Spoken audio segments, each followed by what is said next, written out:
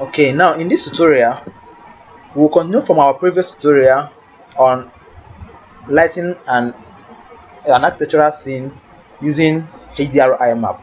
Now in this one we're going to add a V-Ray sun to make it to look more realistic and also to cast shadows.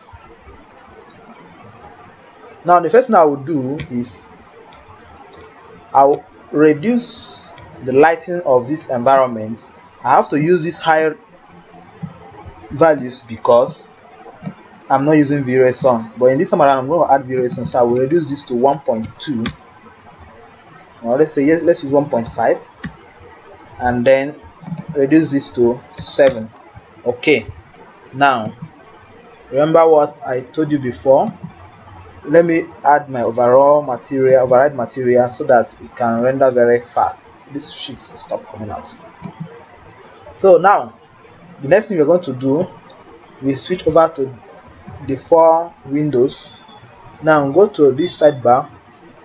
Under lights we add V-Ray lights, so we're going to add V-Ray sun. So in this V-Ray sun,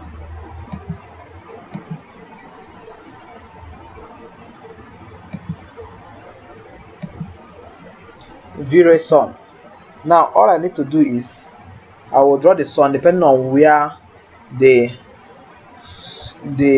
sunlight is coming from in that HDRI map. If you notice very well from our rendered work, you see that it's coming from this side, so we'll draw the light from that side. So this is our V-Ray sun. So would you like to automatically add a V-Ray sky environment map? No, we don't want to add it because we already have an environment map in it.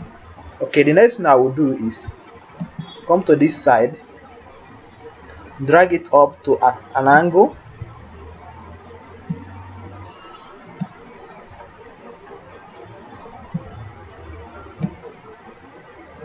okay, I think this is good.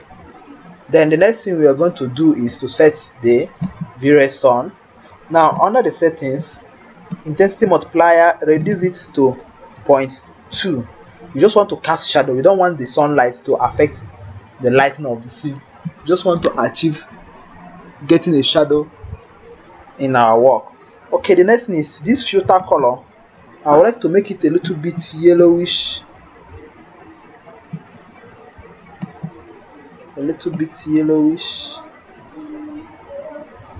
I think this is good.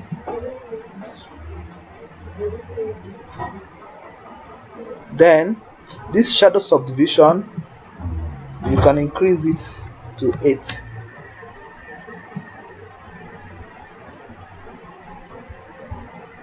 Okay,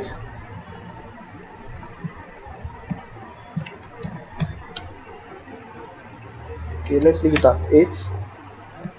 Then this shadow bias, leave it at 2. Then the next thing we are going to set is this size multiplier. Now this size multiplier has to do with the blurriness of the shadow. You don't want it to be too sharp, so you increase the value. So with this now, let's render and see what we will have.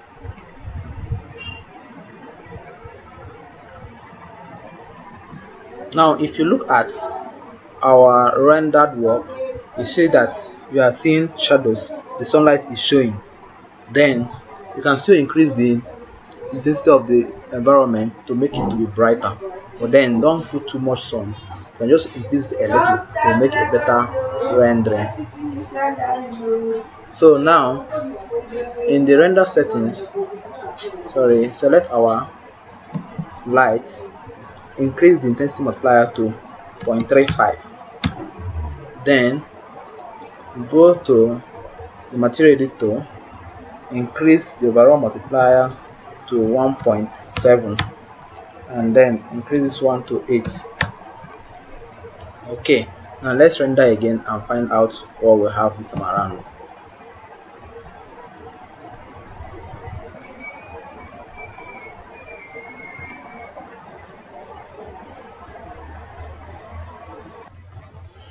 Okay, so this is the final rendering.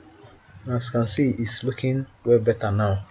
So with this now, I will now unclick the override material so that when I render, the material will now render out. So with this, you can get a very good realistic rendering, and I believe that this tutorial will help someone to be able to set up his scene in 3dsmax using Vray lighting and HDRI, and also using Vray sunlight. Thank you very much. Then okay, before I round up, before I close for the day, remember that when you want to do the final rendering and you need a sharp image, a very sharp image, don't forget to go back to your GI settings. Under a radiance map, you choose low, medium, high, or high animation, very high, depending on the scene, the quality of image you want to produce. Remember, depending also on the capability of your laptop, because it can take too much time to render. But if you can check very well, the previous one we rendered, you can see that the image quality is actually very good with very low. So you mustn't increase to high before you can produce a very nice image quality. Then another thing you need to know is in this place,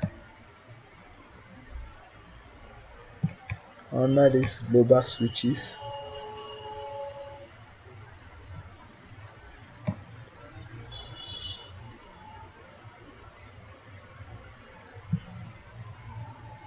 in this, sorry, I'm trying to get something that will help in this rendering. Okay, that's it here. Ambient occlusion. Now this helps in defining the edges of your work. If you look at this image now, you see that there's no difference between this side and this side. It's looking very plain. It's because there are no ambient occlusion. It's just only this one that is showing very well, but this one is not showing any difference here. So by the time you on this ambient occlusion, you can just use 0.8 radius of 100, or you can increase it. When you check, you render and check how it comes out. So let's quickly do a preview render. I'll use render frame. Just select that part to see how it will look like. So we have this just very small part, just this part, and to see how it will look like. Then click on render. Okay, when you look at it, you see that it's actually increased it a little, though you can still work on it by rendering a white, kind of a whitish render of this, and then you go to Photoshop and do some little post-production work to make it to come out very well. Thank you very much. See you next time.